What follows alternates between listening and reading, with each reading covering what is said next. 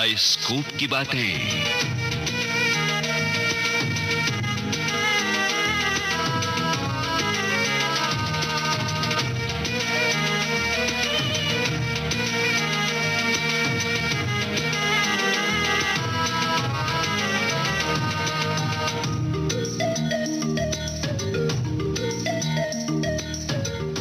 आज बातों का सफर होगा फिल्म सफर के इर्द गिर्द। फिल्म सफर जैसी प्यार की दुखांत और पीड़ा भरी कहानियां हिंदी पर्दे पर बहुत कम आई हैं। फिल्म सफर भी इसी परंपरा की एक संवेदना भरी ऐसी प्रेम कथा है जो अंतर्द्वंद्व के धागों से बुनी हुई है। तो आइए सुने अयूब खान की जानकारियों के आधार पर तैयार बाइस्कोप की बातें राजलक्ष्मी की मदद से। फिल्म सफर की ये बातें पेश कर रहे हैं लोकेंद्र शर्मा।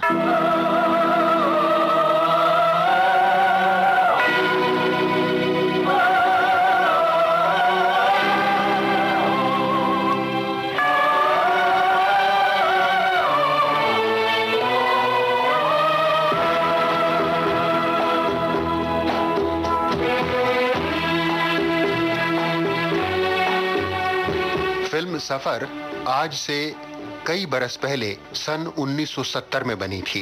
प्रोड्यूसर मुशीर आलम और मोहम्मद रियाज यानी मुशीर रियाज की ये पहली फिल्म थी और इस पहली ही फिल्म सफर की बॉक्स ऑफिस कामयाबी ने हिंदी फिल्म जगत में उनके कदम जमा दिए थे। फिल्म सफर का शुमार राजेश खन्ना और शर्मिला टैगोर की यादगार फिल्मों में होता है। सफर से पहले राजेश खन्ना और वहीदा रहमान को लेकर असित सेन खामोशी बना चुके थे। खामोशी उनकी बंगला फिल्म दीप ज्वेले जाई का हिंदी रीमेक था और सफर उनकी सन 1956 में बनी पहली और कामयाब बंगला फिल्म चला चल का हिंदी रूपांतर थी। आशुतोष मुखर्जी की कहानी पर बनी बंगला फिल्म चला चल में शर्मिला टैगोर वाली भूमिका बंगाल की मशहूर अभिनेत्री अरुण धाती देवी ने निभाई थी और चला चल जबरदस्त चली थी। इसलिए जब असित सेन ने मुशीर रियाज को चला चल का हिंदी रीमेक बनाने की सलाह दी तो वे फौरन राजी हो गए। कहानी और पटकथा तो तैयार थी ही, बस बंगला संवादों को हिंदी रूप देना था। ये काम सौंपा गया संवाद लेखक इंदर राज आनंद को। लेखक इंदर राज आनंद पृथ्वीराज कपूर के पृथ्वी थिएटर से हिंदी फिल्मों में आए थे। फिल्म सफर का स्क्रिप्ट तैयार हो गया तो कास्टिंग की बात चली। इस सिलसिले में प्रोड्यूसर मुशीर रियाज ने कोई कंप्रोमाइज नहीं किया और यूं सफर की कास्टिंग बनी। अशोक कुमार, शर्मिला टैगोर, राजेश खन्ना, फिरोज खान, अरुणा ईरानी, IS Johar, Mahesh Kumar, Iftikhar, Jagdish Raj, Brahmachari, master Sachin और नादिरा।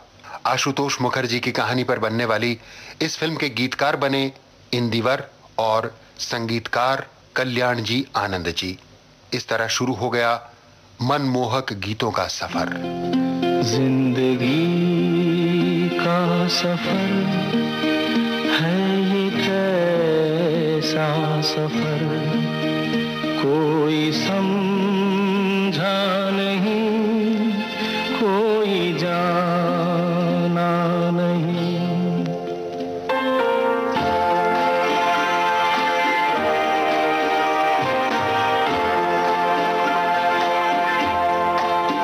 जिंदगी का सफर है ये कैसा सफर, कोई समझा नहीं, कोई जाना नहीं। है ये कैसी डगर, चलते हैं सब मगर, कोई समझा नहीं, कोई जाना नहीं। ये जमाना वो था जब संगीतकार कल्याण जी आनंद जी कामयाबी की बुलंदी पर थे। इसका अंदाजा आप इस बात से भी लगा सकते हैं कि केवल सन 1970 में सफर के अलावा उनकी 13 फिल्में रिलीज हुई, जिनमें गीत, गोपी, जॉनी मेरा नाम, पूरब और पश्चिम, सच्चा झूठा और यादगार जैसी फिल्में शामिल थीं। यानी उन दिनों कल्याण जी आनंद जी के संगीत की धारा पूरी आबोताब के साथ बह रही थी।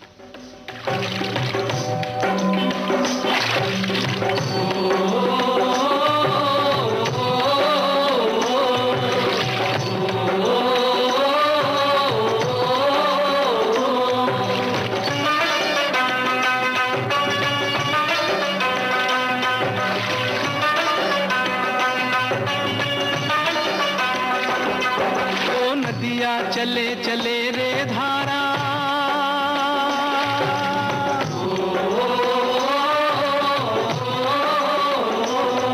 ओ नदिया चले चले रे धारा, चंदा चले चले रे तारा, तुझको चलना होगा, तुझको चलना होगा, तुझको चलना होगा, तुझको चलना होगा।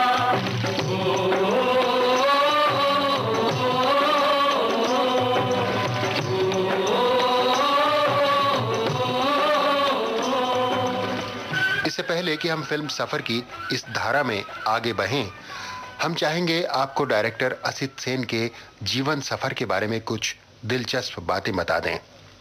असित सेन का जन्म ढाका में हुआ था, जो आजकल बांग्लादेश की राजधानी है। उन्हें बचपन से ही फोटोग्राफी का शौक था और यही शौक उन्हें सन 1946 में ढाका से कलकत्ता लाया और यहाँ उन्होंने भारत लक्ष्मी प्रोडक्शंस में कैमरामैन D.K. मेहता को बतौर कैमरा असिस्टेंट ज्वाइन कर लिया। इसके बाद उन्होंने अपने अंकल रामानंद सेन गुप्ता को ज्वाइन किया, जो अपने जमाने के नामी गिरामी कैमरामैन थे। इसी दौरान असित सेन ने बतौर कैमरामैन गांधी जी की नोआखली और पटना की पदयात्रा पर एक खूबसूरत डॉक्यूमेंट्री फिल्म बनाई। इस पदयात्रा में वे लगभग 1 महीना तक महात्मा गांधी के साथ रहे। डायरेक्टर की हैसियत से असित सेन की पहली फिल्म बंगला में बनी बिप्लबी। ये सन 1948 की बात है, लेकिन प्रोड्यूसर से झगड़ा हो जाने के कारण इस फिल्म पर असित सेन का नाम नहीं दिया गया, मगर यही वो फिल्म है जो उनकी पहली फिल्म मानी जाती है। शायद इसी घटना की वजह से दुखी होकर असित सेन ने सन 1949 में फिल्म दुनिया छोड़ दी और फोटोग्राफी का अपना एक स्टूडियो खोल लिया। लेकिन असित सेन खुद को ज्यादा दिनों तक फिल्मों से दूर नहीं रख पाए और सन 1956 में अपनी पहली बंगला फिल्म बनाई चला चल। चला चल बेहद कामयाब रही।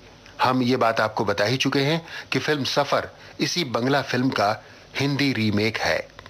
चला चल के बाद सन 1956 में ही डायरेक्टर असित सेन ने बिमल रॉय के लिए अपनी पहली हिंदी फिल्म परिवार और सन 1959 में बंगला में सुचित्रा सेन की किरदार निगारी से सजी हुई फिल्म दीप ज्वेले जाई बनाई और फिर सन 1963 में बंगला ही में उत्तर फाल्गुनी बनाई, जिसे सन 1966 में उन्होंने हिंदी में बनाया ममता के नाम से।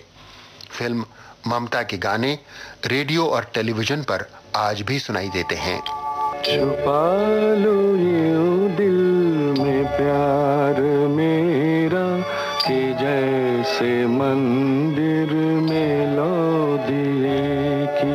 छुपा लो यूं दिल में प्यार मेरा कि जैसे मंदिर में लो दिए की। फिल्म ममता की जबरदस्त बॉक्स ऑफिस सफलता ने असित सेन की शोहरत बंबई तक पहुंचा दी और बंबई के कई प्रोड्यूसर्स ने उन्हें फिल्म बनाने के लिए साइन कर लिया।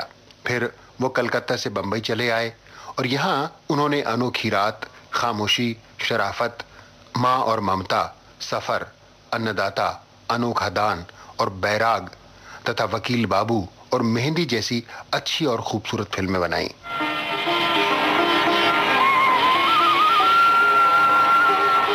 खैर, बात चल रही थी फिल्म सफर की, तो आइए लौट चलें उसी तरफ, अर्थात सफर की तरफ।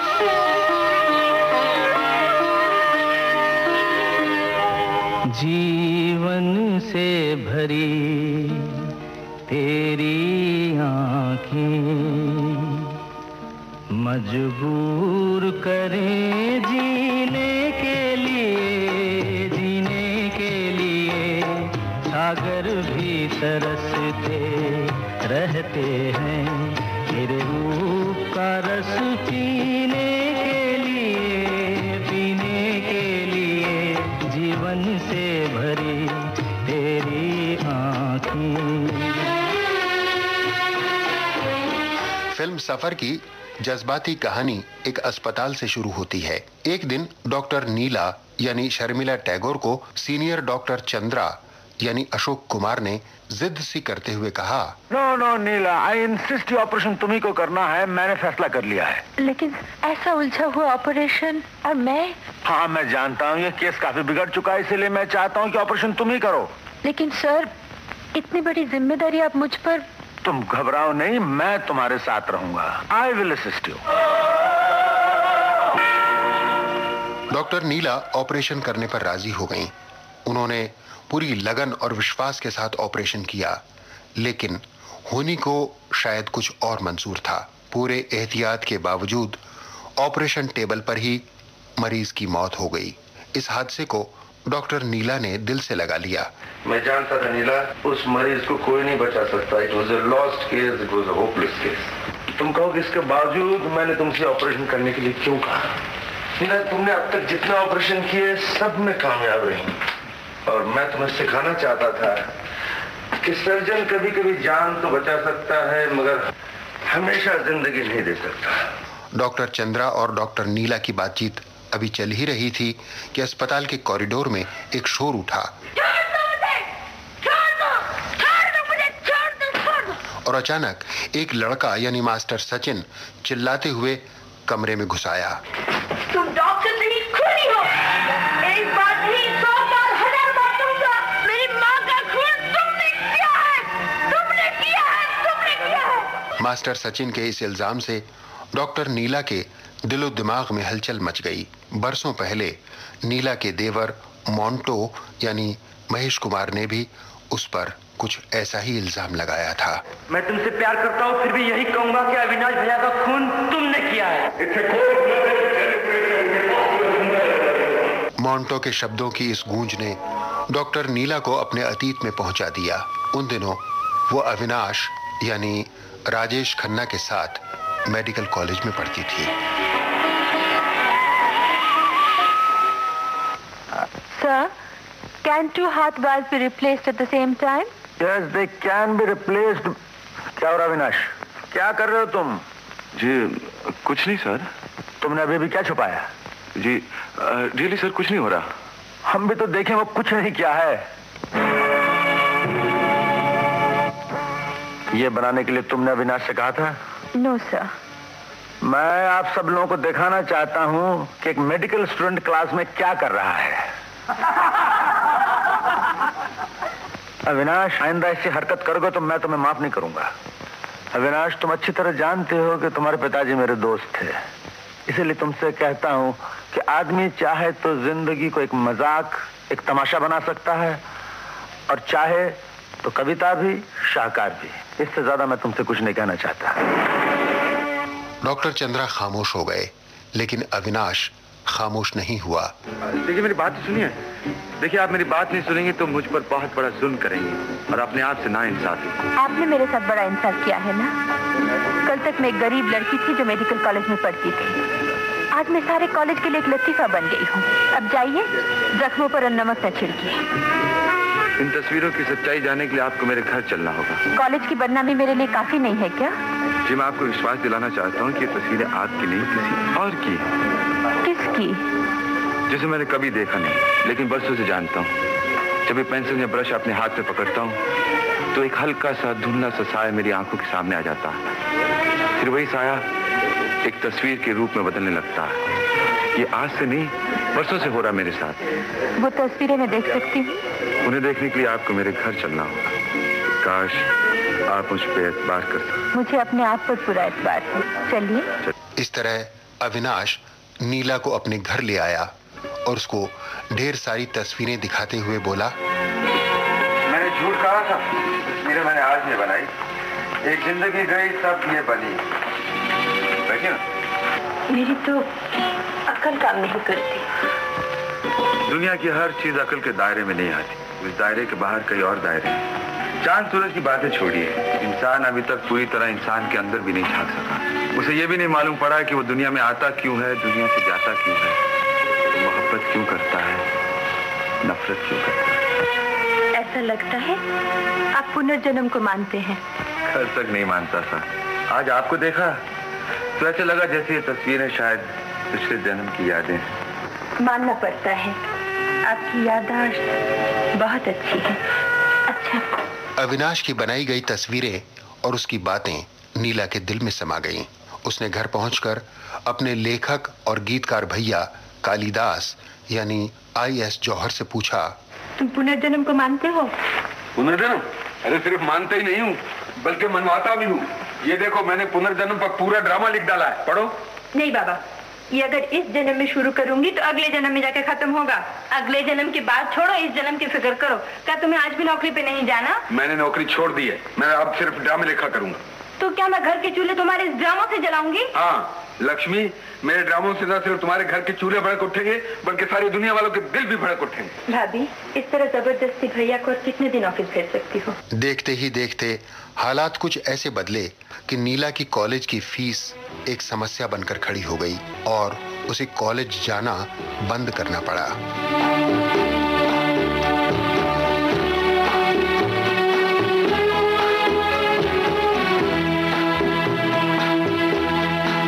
नीला अपने भविष्य से मायूस हो चली थी कि तभी एक दिन डॉक्टर चंद्रा ने उसे बुलवा भेजा। बात क्या, आजकल तुम कॉलेज नहीं आ रही हो? कल डॉक्टर रहमान से मालूम हुआ कि कॉलेज के एग्जामिनेशन में तुम फर्स्ट आई हो, लेकिन तुम्हारे नंबर ऊंचे नहीं है। यूनिवर्सिटी एग्जामिनेशन के लिए तुम्हें काफी मेहनत करनी पड़ेगी। सारे कॉलेज को तुमसे उम्मीद है, खासकर मुझे। लेकिन क्या? मैं समझ गया, वही पुरानी कहानी, पैसे की कमी है ना। हर जगह यही सवाल, देश को डॉक्टर चाहिए, इंजीनियर चाहिए। पहले तो कॉलेज बनाने के लिए रुपए नहीं, और अगर कॉलेज बन भी गया तो फीस देने के लिए पैसे हैं कितनों के पास। मैं सारी देश की गुत्थी तो सुलझा नहीं सकता, लेकिन तुम्हारे लिए एक छोटा सा इंतजाम हो गया कहीं। मेरे पहचान वालों में एक आदमी है, शेखर, खासा बिजनेसमैन है। उसके छोटे भाई के लिए एक ट्यूटर की जरूरत है, 200 रुपये माहवार। तो मुझे सोच के जवाब दे देना। मुझे सोचने की भी जरूरत नहीं है सर, मुझे इतनी जरूरत है। सिर्फ इतना ख्याल रहे नीला कि तुम्हारी पढ़ाई में कोई बाधा ना पड़े। बस यही एक बाधा थी सर, जो आपने दूर कर दी। मुझे मालूम नहीं आपके एहसानों का बदला मैं कैसे चुका सकूंगी। मैं जानता हूँ, पहले तुम मेरी असिस्टेंट बनो, और बाद में जब बुढ़ापे से मेरे हाथ कपने लगेंगे तब मैं तुम्हारा असिस्टेंट बनूंगा। तो तुम देख रहे हो नीला, जिसे तुम एहसान समझ रही हो उसमें मेरा अपना लालच छुपा हुआ है। Thank you sir. God bless you. Neela जब मोंटो को पढ़ाने के लिए शेखर कपूर यानी फिरोज खान के घर पहुंची तो मोंटो उसे देखकर भड़क उठा और अपनी माँ यानी नादिरा से बोला, मैं किसी लड़की से नहीं पढ़ूंगा। तो ये बात तो तुमको अपने भैया से कहनी चाहिए थी, जिसको सारे जहां में टीचर नहीं मिला, लड़की मिली। वो मुझे क्या पढ़ाएगी और मैं क्या पढ़ूंगा? उसे कह दो वो चली जाए। ऐसा बोलो, नीचे बैठी आवाज पहुंच जाएगी। देखो बेटा, अब जब वो आई गई है तो 2-4 रोज पढ़ लो। थोड़े दिनों के बाद अपने भैया से कह देना कि उसको कुछ आता जाता नहीं। भैया से क्यों? मैं अभी जाके उसी से कहता हूँ। अरे मोंटू! लेकिन मोंटो रुका नहीं, वो नीला के सामने पहुंच गया। नमस्ते, देखिए मैं वो हूँ जिसे आप पढ़ाने के लिए यहाँ आए हैं। तो तुम ही हो मंटू? जी हाँ। इससे पहले कि आप मुझे पढ़ाना और मैं आपसे पढ़ना शुरू कर दूँ, मैं आपको बता देना चाहता हूँ कि आप किस कीचड़ में हाथ डाल रहे। अपने टीचर को बैठने के लिए नहीं कहोगे? बैठिए, मगर गौर से सुनिए और सुनने के बाद सोचिए मैं क्या हूँ और आप मुझे क्या बना सकती हैं। इंटर के इम्तिहान में पहली बार मैं खुद नहीं बैठा, दूसरी बार मुझे दूसरों ने फेल कर दिया। कॉलेज में मेरे नंबर 100 में से 15 के ऊपर कभी नहीं गए। सच पूछिए तो मैं हर सब्जेक्ट में 0 हूँ। देखो मोंटू, अगर मुझे कोई कानून के इम्तिहान में बिठा दे तो मुझे 0 से बढ़कर क्या मिलेगा? इसलिए कि कानून मेरा सब्जेक्ट नहीं। तुम्हें तो फिर भी 15 नंबर मिलते हैं। नहीं, ये बात नहीं। ये साइंस है ना, जो ये फिजिक्स, ये केमिस्ट्री, ये कभी मेरे पल्ले नहीं पड़ेगी। मैं तुम्हें साइंस भी पढ़ा सकती हूँ, इम्तिहान में पास भी करा सकती हूँ, लेकिन औरत से मर्द नहीं बन सकती। ये भी तो एक एतराज था ना मुझ पे। आपने सुन लिया था। बोलो, पढ़ोगी मुझसे? जरूर पढ़ूंगा। कब से पढ़ाएंगी? जब से तुम चाहो। कल से क्यों? आज से क्यों नहीं? मोंटो नीला से पढ़ने लगा। नीला दोबारा कॉलेज आने लगी और अचानक एक दिन उसे ये पता चला कि अविनाश बहुत बीमार है। नीला उससे मिलने के लिए उसके घर पहुंची। आप इतने बीमार थे, किसी को बुला ही लिया होता। किसे? आप मुझे संदेशा भेज सकते थे। क्या संदेशा भेजता? यही ना कि मैं बीमार हूँ, अकेला हूँ, मेरा दुनिया में कोई नहीं, आओ और मुझसे हमदर्दी करो। मैंने कौन सा सुख दिया है लोगों को? अविनाश बाबू, दुख होती ही है बांटने की चीज। उसे तमगे की तरह छाती पर लगाकर नुमाइश नहीं करनी चाहिए जिस तरह आप कर रहे हैं। मालूम है लोग बीमार को देखने क्यों आते हैं? वो इसलिए आते हैं कि उसे देखें और अपने आप को खुशकिस्मत समझें। वो उसकी तरह बीमार नहीं है, अकेले नहीं है, मजबूर नहीं है। इसलिए मुझे रहम मांगने वालों से भी नफरत है और रहम करने वालों से भी नफरत है। हरी सिंह, जल्दी जाओ, डॉक्टर साहब को बुला लो, कहना अविनाश बाबू बेहोश हो गए हैं। नीला सब कुछ भुलाकर अविनाश की सेवा में लग गई। अविनाश चंद ही दिनों में तंदुरुस्त भी हो गया और फिर एक दिन दिल की बात उसके होठों पर भी आ गई। तस्वीर बनाए क्या कोई लिखे तुझ पे कविता,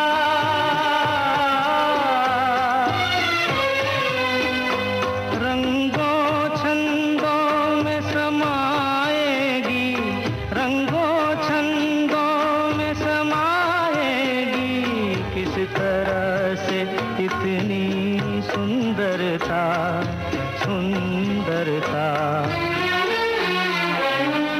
एक धड़कन है तू दिल के लिए, एक जान है तू जीने के लिए,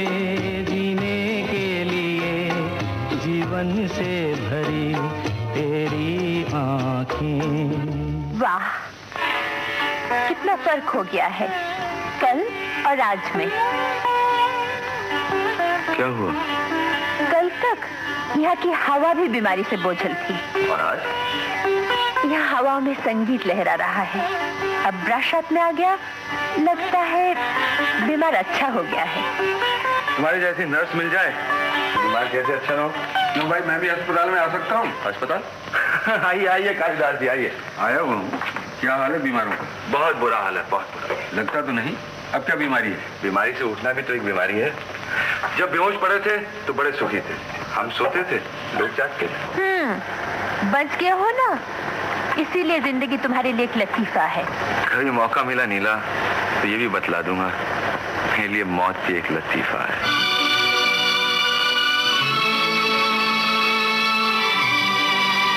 नीला और अविनाश के दिल में प्रेम का अंकुर अभी फूटा ही था कि अचानक एक दिन नीला का सामना मोंटो के बड़े भाई शेखर कपूर यानी फिरोज खान से हो गया। तो आप ही हैं मोंटो की टीचर? जी। तो आइए ना, बैठिए, खड़ी क्यों? आपको तो ये भी नहीं मालूम होगा कि मैं कौन हूँ। मैं हूँ मोंटो का बड़ा भाई शेखर कपूर। जी हाँ, शेखर कपूर। और आप? डॉक्टर चंद्रा मेरे बड़े भाई की तरह हैं, उन्होंने बड़ी तारीफ की है आपकी। भैया, आपने बुलाया मुझे? तुम्हें किसने बुलाया? हाँ, मैंने ही बुलाया। आओ। 1 घंटे से तुम्हारा इंतजार कर रही हूँ, तुम्हारा कोई ठिकाना ही नहीं।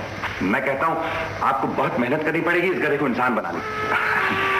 मुझे बहुत जल्दी है, मैं चलता हूँ। शेखर चला तो गया, लेकिन साथ में नीला की तस्वीर अपनी आंखों में लेता गया। नीला की छवि उसके दिल में उतर चुकी थी और इस बात से बेखबर नीला उसी शाम अविनाश के साथ घूमने निकली। दोनों दरिया किनारे पहुंच गए और यहाँ माझी अपने दल के साथ झूम झूम कर गा रहा था।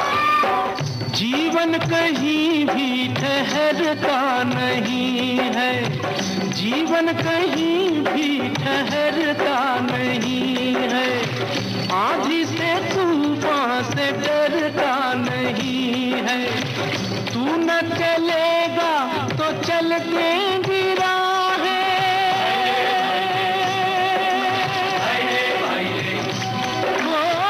तू न चलेगा तो चल देंगी राहें, मंजिल को तरसेंगी तेरी निगाहें, तुझको चलना होगा, तुझको चलना होगा, तुझको चलना होगा, तुझको चलना होगा। ओ नदियाँ चले चले रे धारा, चंदा चले चले रे तारा, तुझको चलना होगा, तुझको चलना होगा, तुझको चलना होगा, तुझको चलना होगा।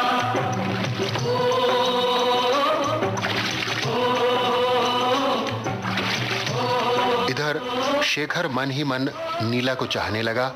नीला जैसे ही मोंटो को पढ़ाने आती, शेखर किसी न किसी बहाने उसी समय घर पहुंच जाता। मैं कम नीला देवी, मैं मोंटो को 2 मिनट के लिए छीनने आया हूँ आपसे। आज मेरे सर में बेहद दर्द हो रहा है। उफ, इस वक्त कैसे आ सकता हूँ मैं? अबे 1 मिनट की ही तो बात है, बस जाना है और आना है। चल चल चल, अब चल जल्दी चल। ये बिजनेस, ये कारोबार, आपको क्या बताऊं नीला देवी, कितनी मुसीबत है। मंटू की पढ़ाई कैसे चल रही है? इस साल पास हो जाएगा ना? ये मैं क्या जानूं। अगर आपको हर रोज इसी तरह सर दर्द होता रहा तो हम शेयर बाजार के शेर से ही, लेकिन दूसरे मैदान में बिल्कुल अनाड़ी निकले। एक बात पूछूं आपसे, आप तो डॉक्टर बनने वाली हैं नीला देवी, आपको तो दिल के बारे में सब कुछ मालूम होना चाहिए।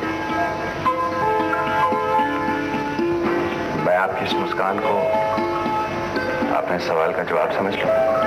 आप जो चाहे समझ सकते हैं, लेकिन हद के बाहर हर चीज बुरी होती है।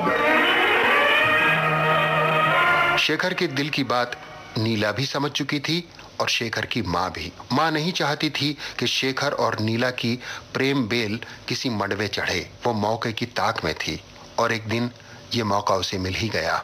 उस दिन मोंटो की कॉपी में एक नंगी लड़की की तस्वीर देखकर नीला भड़क उठी थी। मैं चली जाती हूँ तो यही पढ़ाई करते हो तुम? यही है तुम्हारा हुआ है? मेरे ही सामने मेरे जवान बेटे की कान ऐटी जा रहे हैं। मुझे भी खुशी नहीं हो रही है, दुख हो रहा है। मगर ये तुम्हारी मजाल कैसे हुई? घर वाले जिस पर आज तक कोई फूंक नहीं सकते थे, बेगाने उस पर हाथ उठाने लगे हैं। अगर घर वाले अपने बेटे को बेटे की तरह पालते तो बेगाने को ये सजा न देनी पड़ती न उठानी पड़ती। तुम ये भूल रही हो कि तुम इस घर में नौकर हो, तुम्हें यहाँ से तनख्वाह मिलती है। तुम चुप हो जाओ और चले जाओ यहाँ से। आज के बाद तुम्हें यहाँ आने की कोई जरूरत नहीं। तुम्हारे जितने पैसे बनते हैं वो तुम्हारे घर पहुंचा दिए जाएंगे। नीला दुखी मन से उठकर जाने लगी कि तभी सामने से शेखर आ गया। आज इतनी जल्दी जा रही हैं? जी हाँ, मेरा काम खत्म हो गया है। काम खत्म हो गया इतनी जल्दी? शेखर बाबू, आपको अपने भाई की पढ़ाई की बहुत फिक्र है ना? मुझे बिल्कुल फिक्र नहीं, आप जो है फिक्र करने के लिए। खैर छोड़िए इन बातों को, आप घर जा रही हैं ना? चलिए मैं अपनी गाड़ी में छोड़ दूं। शेखर बाबू, मैं आपके भाई की बहुत मामूली सी टीचर हूँ। मुझे एकाएक बड़ी सी गाड़ी में घर तक पहुँचाने का शौक क्यों? नीला तेज कदमों से चलती हुई बाहर चली गई। शेखर सोच में डूबा। जब घर में आया तो उसे मोंटो से नीला के यूं चले जाने की सारी हकीकत मालूम हुई। उसने माँ को कुछ कहने की बजाय मन ही मन एक फैसला किया और वो डॉक्टर चंद्रा के पास पहुंचा। मैं इस बार नौकरी के बारे में बात करने नहीं आया। फिर मैं ये चाहता हूँ कि नीला इस बार घर में आए तो वापस ना जाए। यानी मैं नीला से शादी करना चाहता हूँ डॉक्टर। अरे वाह, बड़ी खुशी है सुन के। लेकिन तुम्हारी माँ ने उसे फिर से निकाल दिया तो? देखो शेखर, मैं तो डॉक्टर हूँ, मैं शादी कराने वाला पंडित नहीं। बेहतर यह है कि तुम उसके बड़े भाई से जाकर तुम अविनाश को जानते हो? अविनाश को जानते तो अच्छा होता, क्योंकि वही खैर, मुझे मौका मिलेगा तो मैं खुद उससे बात करूंगा। Thank you very much doctor. और चाय पिए। मुझे एक जरूरी काम से। नहीं, जरूरी काम क्या, चाय पर नीला की बातें करेंगे आपसे। इसी दौरान डॉक्टर चंद्रा ने अविनाश की ब्लड रिपोर्ट देखी। देखकर वे चौंक पड़े। रिपोर्ट में क्या लिखा है सर? सच बात तो यह है कि मैं अभी तक किसी खास नतीजे पर नहीं पहुंचा। आप नतीजे पर पहुंचे नहीं या नतीजा बतलाना नहीं चाहते, शायद खुद भी मानना नहीं चाहते। और आप इसलिए मानना नहीं चाहते क्योंकि मैं आपके बहुत नजदीक हूँ। यस ऑफ कोर्स सर, मैं एक पेंटर हूँ। पेंटर के लिए सब रंग एक से होते हैं, हर मौसम एक से होता है। वो लहलाते हुए बागों की तस्वीरें भी उसी तरह बनाता है जिस तरह चलते हुए तपते हुए रेगिस्तानों की। उभरते हुए सूरज को भी कैनवस पर उतारता और डूबते हुए सूरज को भी। सर, मेरा सूरज डूबने में कितना वक्त बाकी है? अविनाश, तुम जानते हो तुम्हें क्या हुआ? Cancer, blood cancer. राइट। मैंने तो अपनी तकदीर का फैसला पहले ही पढ़ लिया था। मैं लैब में रिपोर्ट पढ़ चुका हूँ। अविनाश, मेरा ख्याल है तुम आज ही हॉस्पिटल में दाखिल हो जाओ। नहीं सर, नहीं। मैं रेंग के मौत की तरफ नहीं जाऊंगा। किसी ने मुझसे एक बार कहा था, तुम जिंदगी को लतीफा समझते हो अविनाश। आप देखेंगे सर, मैं जिंदगी को ही नहीं, मौत को भी लतीफा ही समझता हूँ।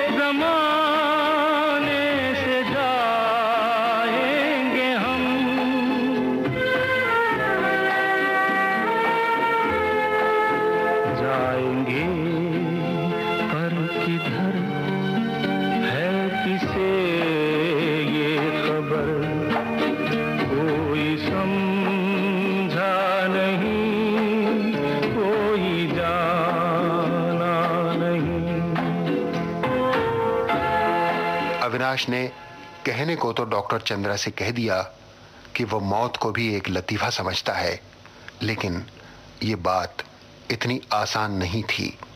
मौत जब आंखों के सामने खड़ी हो तो कोई शांत कैसे रह सकता है? इस कोरे कैनवस को ही देखते जा रहे हो? इसमें मुझे अपनी जिंदगी नजर आ रही, बिल्कुल खाली और वीरान, जिसमें कोई रंग नहीं, मानी नहीं, मकसद नहीं।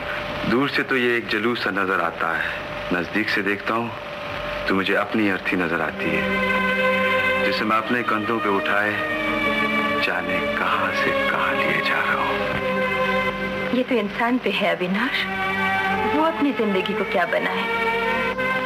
मैं तो इतना जानती हूँ, अपने आप से हमदर्दी करना खुद एक बीमारी है। आदमी दो तरह से जिंदगी को देख सकता है। तुम ये भी कह सकते हो ये गिलास आधा खाली है, और ये भी कह सकते हो ये आधा भरा हुआ है।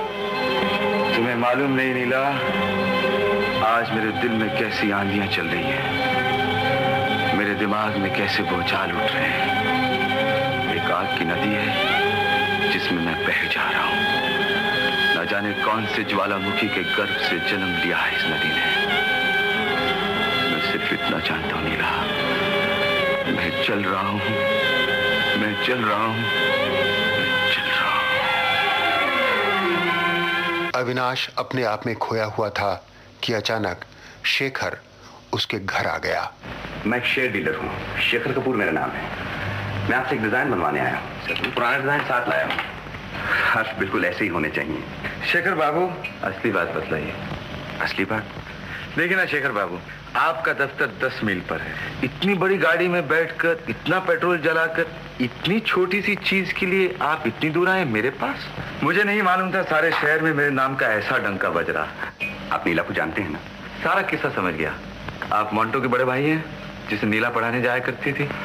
जी हाँ। बात यह है विनाश बाबू कि मैं शेयर बाजार के दाव पेच खूब समझता हूँ, किसे बेचना चाहिए, किसे खरीदना चाहिए।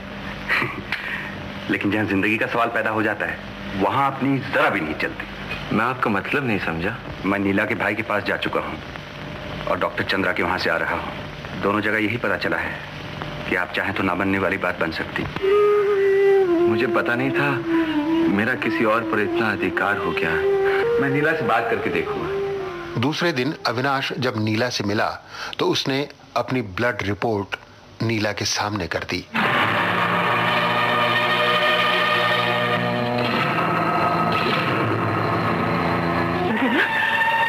ये नहीं हो सकता। ये है नीला, डॉक्टर चंद्र भी ये मान चुके हैं, मुझे ब्लड कैंसर है। और तुम तो जानती हो ब्लड कैंसर का कोई इलाज नहीं। पहले मैं भी तुम्हारी तरह नहीं मानना चाहता था, इसलिए तुमने महसूस किया होगा कि उस दिन मेरा दिल बेलगाम घोड़ी की तरह भाग रहा था। ये तो अच्छा हुआ। रुक क्यों गया अविनाश? मैं रुका नहीं, मैं हार चुका हूं। जिंदगी से भी हार गया हूं, मौत से भी हार गया हूं। नहीं अविनाश नहीं, मैं तुम्हें इस तरह हारने नहीं दूंगी। मौत से लड़ना यही मेरी शिक्षा है, यही मेरी साधना है। मैं तुम्हें मरने नहीं दूंगी। ये झूठ है नीला, ये झूठ है। तुम अच्छी तरह जानती हो कैंसर के कीड़ों के सामने न मेरी जिंदगी की कोई कीमत है, न तुम्हारे आंसू की। तुम ये समझ लो नीला, आज एक दम तोड़ता हुआ भिखारी तुम्हारे दरवाजे पर भीख मांगने आया है। क्या चाहिए तुम्हें? तुम शेखर से प्यार कर लो। अविनाश! उसके पास दौलत है, सेहत है, उसके पास सब कुछ है जो एक पत्नी पति में ढूंढती है। क्या मरने वाली भिखारी को भीख नहीं मिलेगी? बोलो नीला, मिलेगी? मिलेगी नीला? हाँ हाँ मिलेगी, मिलेगी, मिलेगी। तुम्हें जो चाहिए वो मिल जाएगा। लेकिन अब चले जाओ यहाँ से।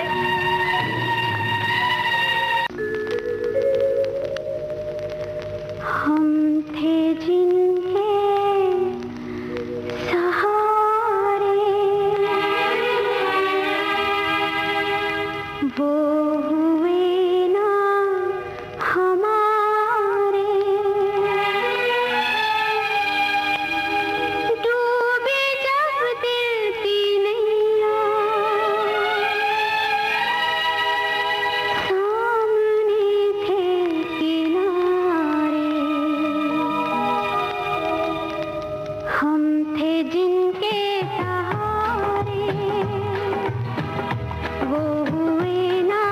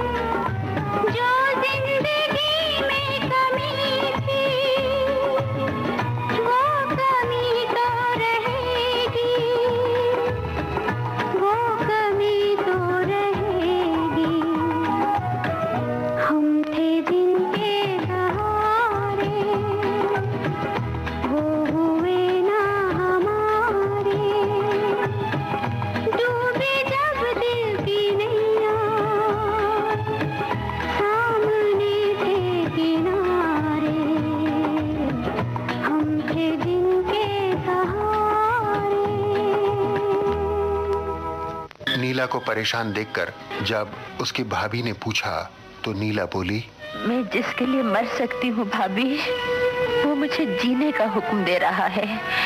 वो कहता है तुम्हें मेरे साथ मरना नहीं होगा नीला, तुम्हें दूसरे के साथ जीना होगा।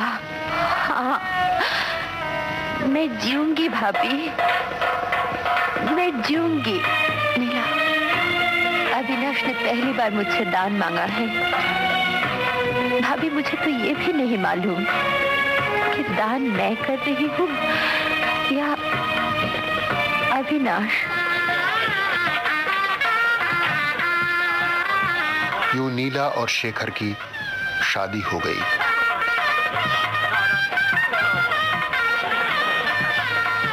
लेकिन शादी में अविनाश नहीं आया तो शेखर ने नीला से इसका कारण पूछा। हमारी शादी में सब आए लेकिन अविनाश नहीं आया। उसे बुलाया था किसी ने? मैं खुद गया था उसे बुलाने। अविनाश ने कहा था वो आएगा? वो घर पर नहीं था, इसलिए मैंने कार्ड के साथ चिट्ठी लिख के उसकी खिड़की में डाल दी। तो फिर कार्ड चारपाई के नीचे चला गया होगा। चारपाई बिल्कुल खिड़की के पास ही होती है। नीला की ज़बानी ये सुनना था कि शेखर के चेहरे पर एक रंग आकर गुजर गया। नीला ने पूछा, क्या सोच रहे हो? कुछ नहीं नीला, मैं तुम्हें देख रहा हूँ।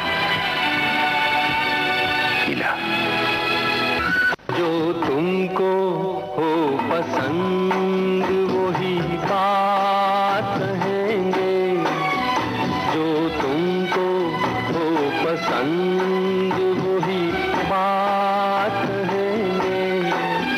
तुम दिन को अगर रात हो रात कहेंगे, जो तुमको हो पसंद वही बात कहेंगे।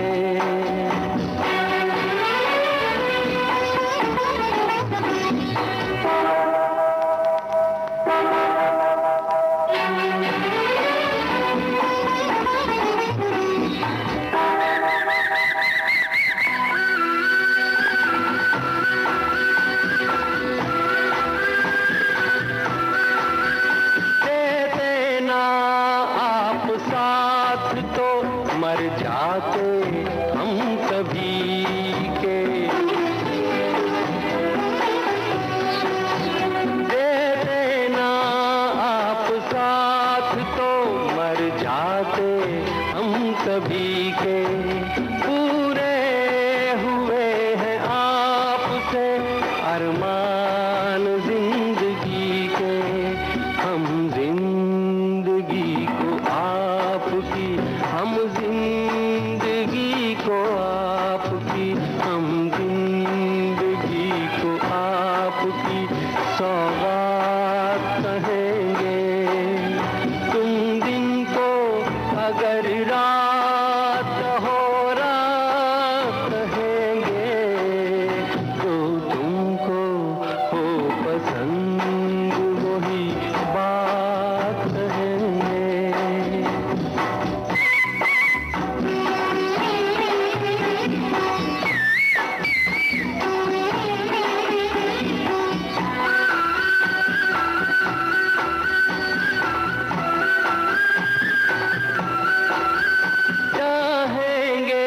निभाएंगे सराहेंगे आप ही को,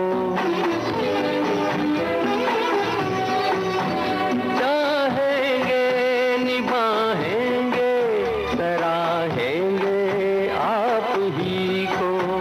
आँखों में नम है जब तक देखेंगे आप ही को, अपनी जुबान से आपके, अपनी जुबान से आपके, अपनी जुबान से आपके जज्बात कहेंगे।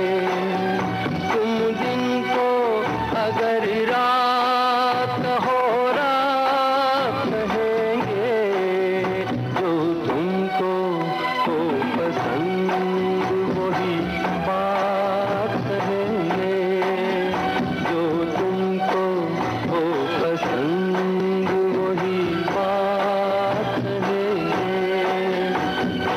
शेखर ने बात टाल दी थी, लेकिन उसके मन में शक का बीज पड़ चुका था। और फिर इस बीज से उस दिन पहला अंकुर फूटा जब शेखर अचानक अविनाश के घर जा पहुंचा। अरे अरे शेखर बाबू, आप आइए आइए। आज सूरज पश्चिम से कैसे निकला? सूरज तो कब का डूब चुका है, आपको पता नहीं चला होगा। रात काफी हो चुकी है बाहर, शायद इसलिए आपने बत्ती नहीं जलाई। आइए। चलिए, अच्छा हुआ शेखर बाबू, आपके आने से इस घर में रोशनी तो हो गई। आपकी पत्नी जिद कर रही थी मैं उन्हें पहुंचाने चलूं। अब मालिक खुद आ गए, अब हमें टांगे तोड़ने की क्या जरूरत? लेकिन तुमने तो कहा था शाम को देर से लौटोगे। शाम को कहा था, रात को नहीं। अगर अभी तुम्हारे लिए जल्दी है नीला तो मैं फिर आता हूँ। नहीं नहीं शेखर बाबू, फिर नहीं, अभी।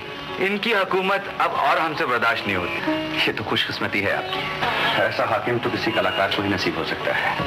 मैं सोच रहा था आपकी शादी में ना आ सका, कम से कम एक तोहफा तो भेज देता आपको। मेरा मतलब है ये तस्वीरें यहीं अच्छी लगती हैं। मैं आपसे आपकी यादें छीनना नहीं चाहता। इस घटना के बाद एक दिन शेखर ने नीला के साथ बाहर जाने का प्रोग्राम बनाया।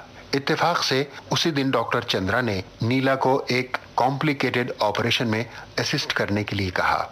नीला ने शेखर को फोन किया। शेखर बात यह है, आज डॉक्टर चंद्र एक बहुत जरूरी ऑपरेशन करने वाले हैं और आज मुझे पहली दफा चांस मिल रहा है उन्हें असिस्ट करने का। इसका मतलब है कि तुम मेरे साथ नहीं चल सकोगी। अच्छा, बेस्ट ऑफ लक। नीला ने शेखर से इजाजत तो ले ली, लेकिन उस दिन मरीज का ब्लड प्रेशर लो होने की वजह से ऑपरेशन नहीं हो पाया। नीला शाम ढले घर पहुंची तो शेखर को चुपचाप लेटा हुआ देखकर उसने पूछा, सो गए? नहीं, सोच रहा था जिस तरह नदी के दो किनारे इतने नजदीक होने पर भी इतने दूर हो सकते हैं, उसी तरह तो दिल भी हो सकते हैं तो जीवन भी हो सकते हैं। नीला खामोशी के साथ मुस्कुराकर टाल गई, लेकिन शेखर के मन में शक का अंकुर फलता फूलता रहा। इसी दौरान एक दिन नीला ने मोंटो के हाथ में साइनाइट जहर की शीशी देखी तो वो नाराज होकर बोली, मोंटो, तुम्हें कितनी बार कहा है कॉलेज से ऐसी चीजें ना लाया करो। तुम्हें मालूम है कितना खतरनाक जहर है ये? मैं एक तजुर्बा कर रहा हूँ। कैसा तजुर्बा? सोना बनाने का। इस घर में सोने की कुछ कमी है? बड़ी कमी है भाभी, बड़ी कमी है। तुम्हें तो मालूम ही नहीं इस घर में क्या हो रहा है। पहले तो घर बिका, आज दफ्तर को ताला लग गया। मैंने तो बाहर से सुना है भैया का बाल बाल कर्ज में डूबा हुआ है। भैया को आजकल किसी बात की परवाह नहीं रही। उन्हें फिक्र है तो सिर्फ एक बात की, तुम कहाँ जाती हो, क्या करती हो। मुझे एक बात बतानी पड़ती है भाभी। तुम्हें मुझ पर यकीन नहीं तो जाके खुद पूछ लो भैया से।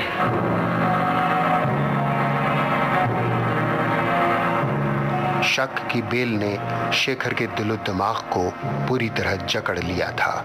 वो अपना मानसिक संतुलन खो बैठा और एक दिन अपने हाथ में दवा की प्याली उठाए वो नीला से बोला,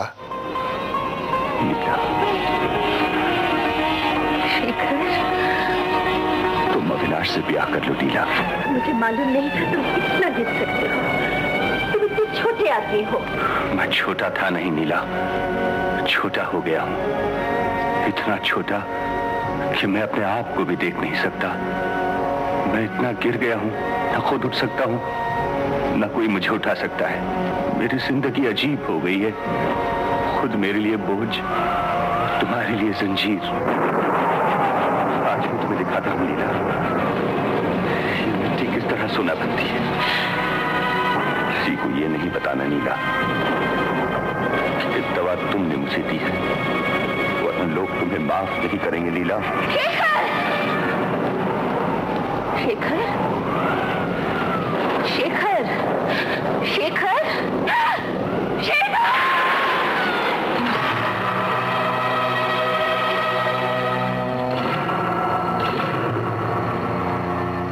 नीला चीखती रह गई। शेखर ने दम तोड़ दिया। नीला ने चौंक कर उस तरफ देखा जहां साइनाइट जहर की शीशी रखी हुई थी, लेकिन वो अब खाली थी। दवा का बहाना करके शेखर ने जहर पी लिया था। नीला तड़प उठी, लेकिन अभी वो खुद को संभाल भी नहीं पाई थी कि हालात ने उसे अदालत के कटहरे में पहुंचा दिया। It's a cold-blooded, deliberate and preposterous murder, Your Honor. It's a murder pre-planned and premeditated.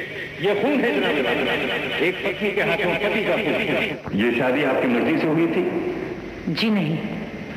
शादी के बाद दोनों में आपस में ताल्लुकात कैसे थे? ऐसी तो कोई खास बात नहीं थी, लेकिन कभी कभी अनबन हो जाया करती थी। मान लिया जाए कि मुल्जिमा के लिए शेखर बाबू से छुटकारा पाना निहायत जरूरी हो जाता, तो आपके ख्याल में क्या वो दवा में जहर मिलाने की हिम्मत कर सकती थी? क्यों नहीं? आप यकीन के साथ कह सकती हैं कि पोटेशियम साइनाइड ऐसा खतरनाक जहर वो दवा में मिलाने की हिम्मत कर सकती थी? जी हाँ, अगर ऐसा मौका आ जाए तो नीला ये जहर खुद पी सकती है, लेकिन अपने हाथों से ये जहर किसी और को नहीं पिला सकती। शेखर की मां की गवाही की वजह से नीला अदालत से बाइज्जत बरी हो गई, लेकिन इस हादसे से वो गुमसुम सी हो गई। डॉक्टर चंद्रा उसके मन में जीने की उमंग और हौसला जगाने लगे। नीला ने डॉक्टर चंद्रा की बात मान ली। वक्त गुजरता चला गया। अचानक एक दिन मोंटो दौड़ा दौड़ा नीला के पास आया। अरे मोंटू, तुम कब आए? भाभी, तुम्हें अभी मेरे साथ चलना होगा। अविनाश भैया वापस आ गए हैं। वो बहुत बीमार है भाभी। वो बीमार कब नहीं थे, फिर भी तुम आए हो, इसलिए किसी न किसी डॉक्टर को भेजने का इंतजाम कर देती हूँ। सर आप? हाँ नीला, तुमने मोंटो को जवाब दिया वो मेरे लिए काफी नहीं।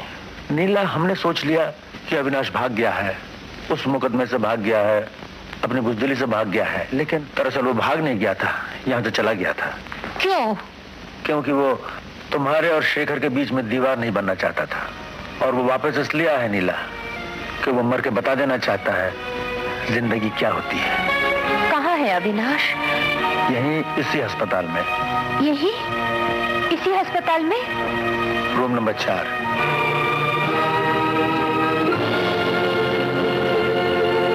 लेकिन नीला अविनाश से नहीं मिली और अविनाश चल बसा।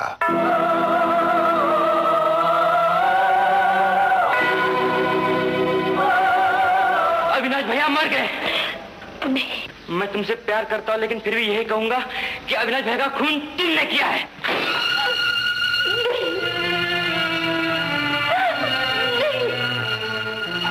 इसके साथ ही नीला अपने अतीत से वर्तमान में लौट आई। नीला की जिंदगी में ये सब बरसों पहले हुआ था, लेकिन वो आज भी ये सब भुला नहीं पाई थी। शायद इसीलिए कि भूलना और भुलाना इंसान के अपने बस में नहीं होता। वो यादों में खोई हुई थी कि अचानक उसके नाम मोंटो का एक खत आ गया। प्यारी भाभी, तुमने मना किया था, मगर फिर भी तुम्हें भाभी लिख रहा हूँ। तुम्हारे लिए दूसरा कोई शब्द नहीं आता जबान पर। भैया तो सभी रिश्ते तोड़कर चले गए, लेकिन मैं जीते जी तुमसे अपना रिश्ता नहीं तोड़ सकता। मैं ये खत तुम्हें जहाज से लिख रहा हूँ। ये जहाज मुझे हिंदुस्तान से दूर ले जा रहा है, लेकिन एक बात याद रखना भाभी, मैं हिंदुस्तान से दूर जा सकता हूँ, तुमसे दूर नहीं। मैं जहाँ भी हूँगा, मुझे यकीन है तुम्हारी कामयाबी और शोहरत की खबरें मुझे पहुँचती रहेंगी। तुमने कुर्बानी की जो मशाल अपने दिल का खून देकर जलाई है, वो हमेशा मेरे सामने रहेगी। बहुत बहुत नमस्ते, तुम्हारा मोंटू।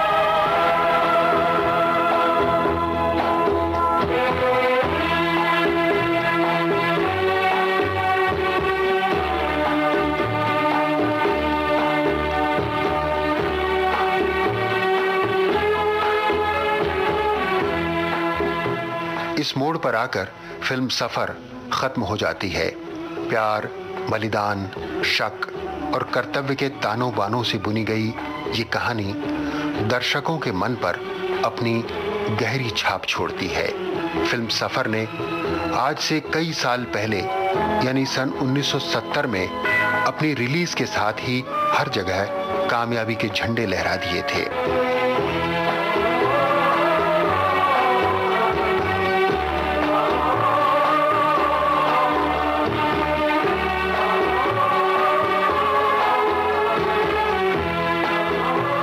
फिल्म सफर यूं तो डॉक्टर नीला यानी शर्मिला टैगोर की जिंदगी के इर्द गिर्द बुनी गई कहानी थी, लेकिन इसमें शर्मिला टैगोर के साथ राजेश खन्ना, फिरोज खान और अशोक कुमार की किरदार निगारी भी बेहद उम्दा और भावनापूर्ण थी। इनके अलावा IS जौहर, अरुणा ईरानी और नादिरा ने भी अपनी भूमिकाएं बड़ी खूबी से निभाई थीं। फिल्म सफर की ज्यादातर इंडोर शूटिंग बंबई में हुई और आउटडोर शूटिंग कलकत्ता में की गई। फिल्म सफर चूंकि पूरी लगन और मेहनत से बनाई गई फिल्म थी, इसलिए उसकी कहानी, पटकथा, संवाद, गीत और संगीत तथा फोटोग्राफी और एडिटिंग ये तो खूबसूरत थे ही, डायरेक्टर असित सेन के सुलझे हुए और कलात्मक निर्देशन को भी उन दिनों बेहद सराहा गया था। फिल्म सफर के लिए असित सेन को फिल्म फेयर का बेस्ट डायरेक्टर का अवार्ड भी मिला था। फिल्म सफर फॉर्मूला फिल्मों की भीड़ में एक अलग मकाम रखती है। बॉलीवुड की लकीर पीटू कहानियों की तुलना में इसकी कहानी संवेदनशीलता का सुरीला चित्रण है। यही कारण है कि जब राजेश खन्ना की अच्छी फिल्मों का नाम लिया जाता है या शर्मिला टैगोर के भावनात्मक अभिनय की चर्चा होती है तो फिल्म सफर का नाम अपने आप जबान पर आ जाता है। पार हुआ वो रहा जो सफर में, पार हुआ वो रहा जो सफर में, जो भी रुका फिर गया वो भंवर में, नाव तो क्या बह जाए किनारा,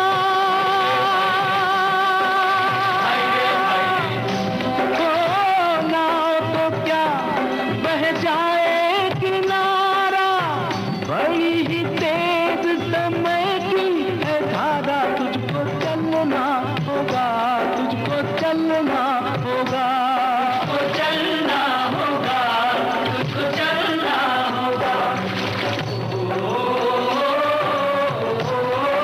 आज बाइस्कोप की बातों का सफर हुआ प्रोड्यूसर मुशीर रियाज की फिल्म सफर के साथ। और अब बातों के इस सफर के आखिरी पड़ाव पर पहुंचकर आपको उन लोगों के नाम बता दूं जिनकी बदौलत ये प्रोग्राम आप तक पहुंचा। आज बाइस्कोप की बातों को इधर उधर से और न जाने किधर किधर से बटोर कर लाए थे अयूब खान।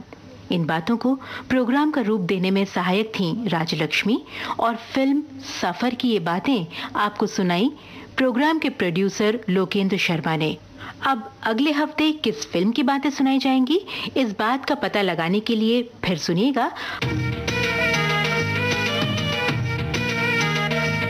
बाइस्कोप की बातें।